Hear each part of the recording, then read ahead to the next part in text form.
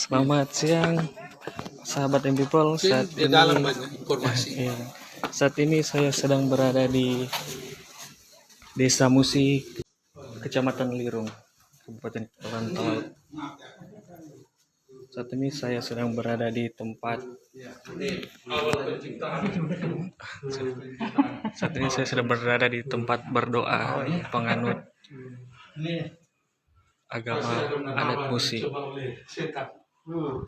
Disimbolkan ular dan dua orang. Jadi penciptaan ini dengan firman. Baru ini masuk perang dunia kedua. Oh, Perang Dunia Kedua. Laki perempuan, tua muda masuk peperangan. Ini bah ini 1936. Perang Dunia Kedua ini. Ya. Baru ini langgang kemerdekaan bangsa Indonesia. Jadi 8 arah ke timur, 8 arah ke barat. Bangsa kulit putih akan pulang ke negerinya sendiri. Bangsa kulit hitam akan memerintahnya negeri sendiri. Ini Pancasila. Pancasila. Siapa yang bisa mengungkap arti 5 jari, dia akan memimpin dunia. Baru ini mengenai akhlak watak manusia. Jadi laki perempuan tua muda merakit anjing. Anjing apa itu maksudnya? Melambangkan anjing kan sifatnya serakah, rakus. Jadi bicara kedudukan, bicara harta, tidak kenal saudara. Baru ini bicara tentang pelanggaran hukum. Ini buaya, anak kecil bermain di mulut buaya. Sudah tahu bencana, ancaman, masalah peradilan, tapi tetap dilanggar. Jadi pelanggaran hukum. Baru ini berjalan terbalik. Pembangunan yang menyimpang, mungkin disebut sekarang korupsi. Lalu pembangunan secara normal. Baru masuk kepada masih ada satu lagi, tapi sudah tidak bisa. Yaitu Adam, orang membawa kitab suci, berjalan normal dan terbalik. Jadi ada tahu isinya, tapi tidak melaksanakan. Baru ini pembangunan di segala bidang. Sudah semua laki perempuan tua muda membangun.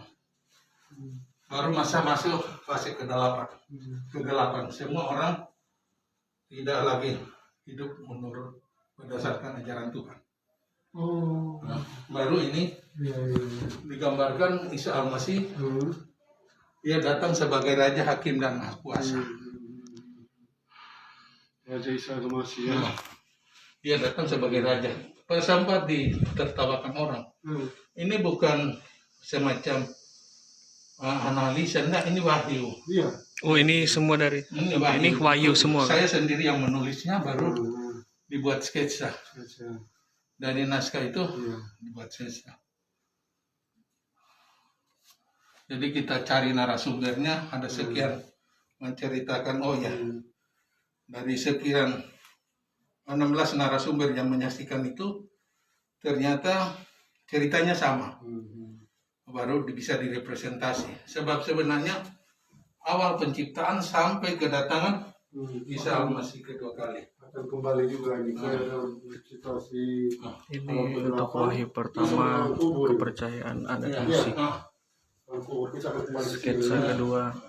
Lalu ini wahyu ini beliau melaksanakan puasa. Jadi kita ambil ini sketsa penerimaan wahyu. di sini. Jadi beliau duduk tidur. Kalau dia puasa, dia duduk di sini, ada bangku kecil di sini. Saya memang diperlihatkan sendiri. Baru saya tulis, baru kita bangun. Nah, dia tidur di sini. Nah, ada papan emas sebenarnya. Turun membujur barat ke timur, timur ke barat. Papan emas itu dia tidur, kemudian dia bangun sini, kemudian tiba-tiba papan emas sudah, kemudian dia terangkat ke atas. Pas sudah di atas bumbungan rumahnya, dia sudah berdiri dan memegang dia 2 rantai perak. Dia naik.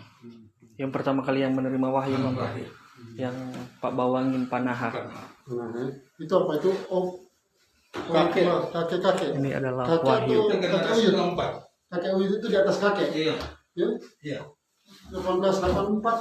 Iya 1884. Ya, itu kakek Uyut itu. Hmm. Ini adalah wahyu-wahyu Kalau kepercayaan apa- adat Musi Biar ada kenang-kenangan. di Kabupaten Kepulauan Talaut berdiri sejak Iya, ladies and gentlemen. tahun 1884.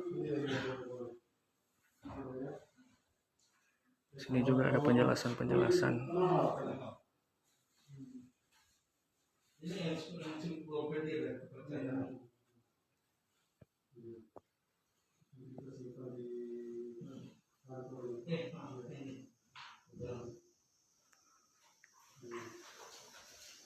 Ini.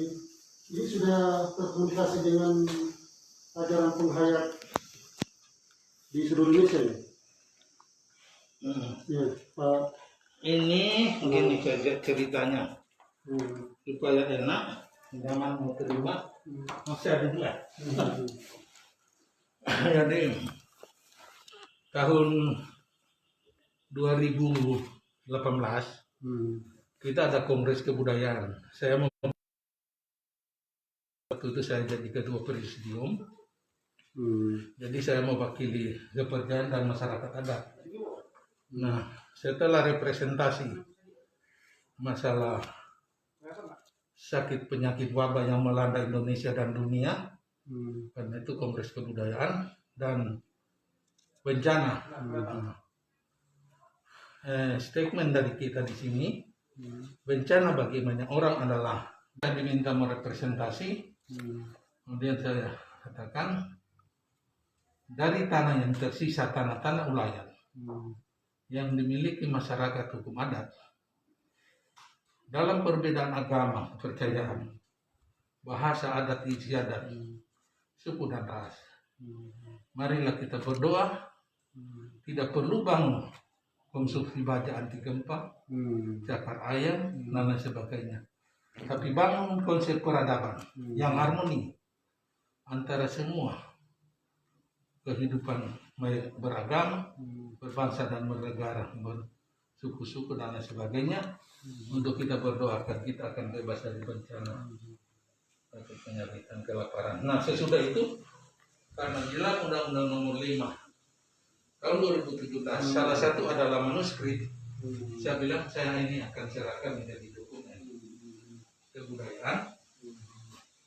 Setelah itu diterima secara terbuka menjadi arti kebudayaan nasional. Ada kongres kebudayaan. Sesudah itu saya pada tanggal 21 sampai 24 Desember diminta membuat program studi kepercayaan di Universitas 17 Agustus di Fakultas. Ini adalah wahyu dari adat kepercayaan Musi. Yayasan sama dua pembantu dokter, Pak Tolong. Saya secara akademis masih kalah, tidak bergelar. Karena Ini adalah wahyu. mereka ke saya, tapi ini dokumen dan tata cara pengayaan menjadi bagian daripada materi pembelajaran. Ini Pak Nur ya? Orang tua, bukan saya. 1926 itu bertulisan. Orang tua ini. Saya generasi keempat, ketiga.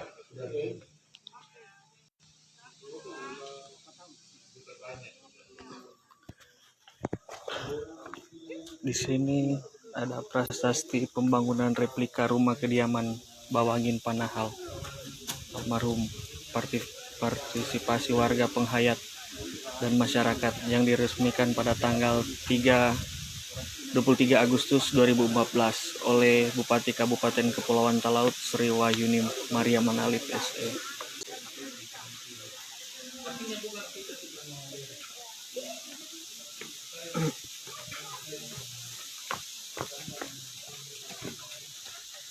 Sini juga ada tempat ibadah. Sekedar informasi untuk penganut kepercayaan Musi, mereka beribadah hari Rabu.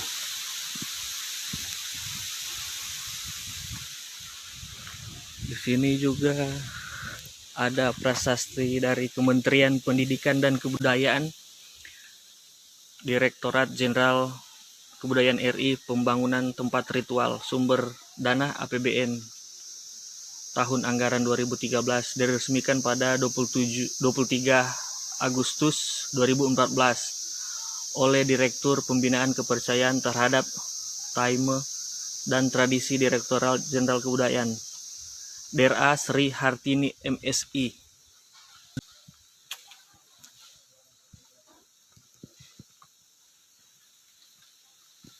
Ini Wanala Pandaringin Araruh Umawu dalam bahasa Talaut. Beginilah situasi yang ada di tempat ibadah kepercayaan adat Musi. Sekedar informasi, ini berada di atas gunung.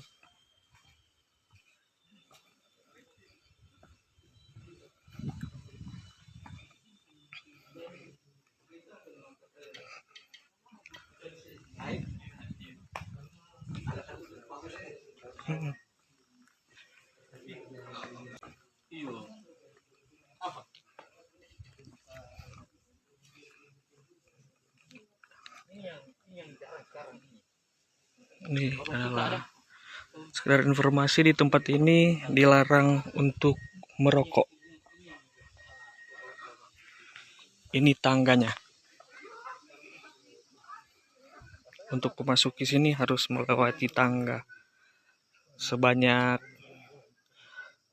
226 anak tangga.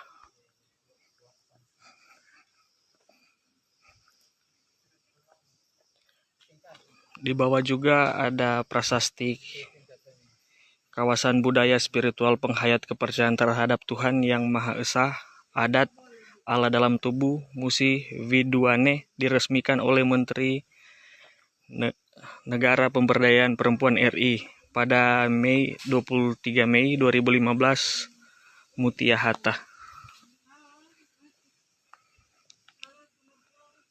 Kepercayaan ini telah ada dari tahun 1884 dan sudah memasuki generasi keempat.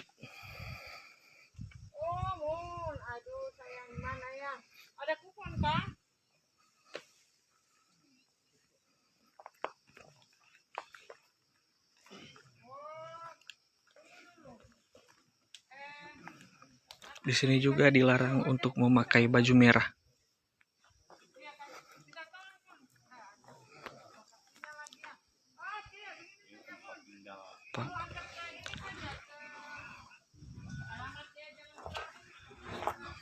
Pak, yang generasi keempat boleh bisa ceritakan sedikit bagaimana untuk ibadah-ibadahnya, Pak? Oh, mulai dari hari Jumat. Hari Jumat dari jam 8. Hari Jumat jam 8 malam. Oh, setengah 8 malam. Pertobatan, Kang. Cuma setiap hari Jumat, Pak, untuk ibadah. Setiap minggu, Kang, dilakukan. Itu malam pertobatan. Itu DP ritual. DP ritual, Kang. Baru hari Sabtu itu setengah 9. Setengah 9, Kang. Setengah 9 pagi. Itu DP ibadah. DP ibadah. Baru itu tiap-tiap hari Rabu. Itu berdoa di sini tuh. Berdoa di sini, Kang. Pak, ini sebagai pimpinan generasi yang keempat untuk ada adat Musi, Kang, Pak. Adat Musi generasi keempat. Bapak Suenaung Panaha, Kang. Untuk generasi pertama, sekedar informasi people, Bawangun Panaha dari tahun 1884 sampai dengan 1938. Untuk generasi pimpinan kedua ada Arnold Asilihi Panaha dari tahun 1938 sampai dengan 1943. Untuk pimpinan ketiga Larauba Panaha dari 1943 sampai 2000. Dan sekarang Bapak kan dari generasi keempat, karena Bapak Sumati kan. Tapi diturunkan dari kakek Kang Buyut. Ini saat ini berada di tempat ibadah kan Pak? Kalau untuk bangunan sana apa itu Pak yang diresmikan? Tempat ibadah. Ini dari 3 bangunan ini tempat ibadah. ini yang pertama kali dulu. Ini yang pertama kali kan? Karena pada saat itu belum ada bejati. Belum ada itu kan? Ini gotong royong. Gotong royong, swadaya masyarakat kan? Pak, untuk sendiri untuk anggota dari kepercayaan musik kan Pak? Ada berapa anggota Pak? 226 Kang. 226 kakak orang. Jumlah anggota 226. Berarti bisa satu kampung musi itu, satu desa. Karena kampung musi dibuka dari tahun 1908. Oh, kampung musi dibuka dari Karena dulu itu musi, belum ada musi, itu tinggal di Lirung. Oh, tinggal di Lerung, cuman baru Opa karena dia sudah dipakai oleh Tuhan, terus buka di sana. ya Kang, dari dapat wahyu Kang yang ada 9 Karena memang pada saat itu, wahyu. pada saat itu karena Opa sudah pakai oleh Allah, jadi semua petunjuk pada pulang sendiri. Kalau di musi di sana ada 80 musi yang lama, tapi itu orang aman. Itu orang aman. Ya. Toleransi secara musi kuat. Pak, bisa jelaskan kenapa sampai tidak bisa memakai baju merah di tempat ibadah ini? Dan itu dilarang. Dan kenapa Pak sampai dilarang? Yang boleh pakai baju merah. Kenapa? Kata mungkin ada alasan-alasan tersendiri. Memang ada alasannya tertentu supaya itu badan ini suci dan kudus di hadapan Allah. Jadi Jangan pakai baju merah. jangan pakai baju merah Kang. Supaya ada kesucian. Ada kesucian. Jadi Karena kalau untuk tiap hari Sabtu orang naik bendera putih di sini. oh, naik bendera putih di sini Tanda setiap hari. kesucian. Tanda kesucian. Setiap hari Sabtu. Berarti sesudah ibadah pada hari Jumat. Nah, nanti diturun malamnya hari Sabtu. Dan memang kalau secara pelajaran itu dari tahun 1938 itu sudah ditulis dengan bahasa Indonesia. Bahasa Dulu Indonesia. dengan bahasa Talat.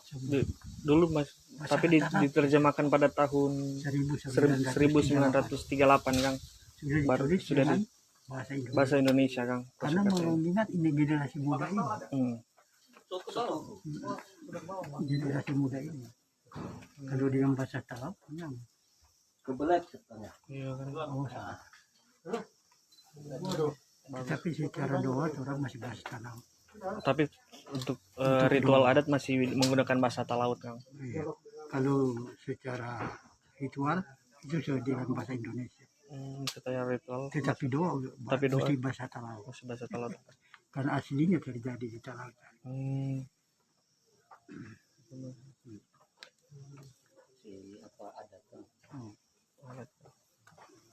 Udah pada saat itu oleh kita normal.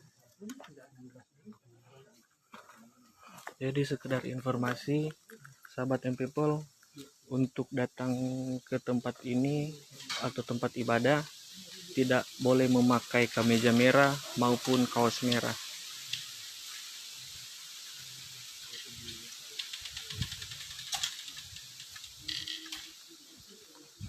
Ini tempat bangunan, ya bangunan.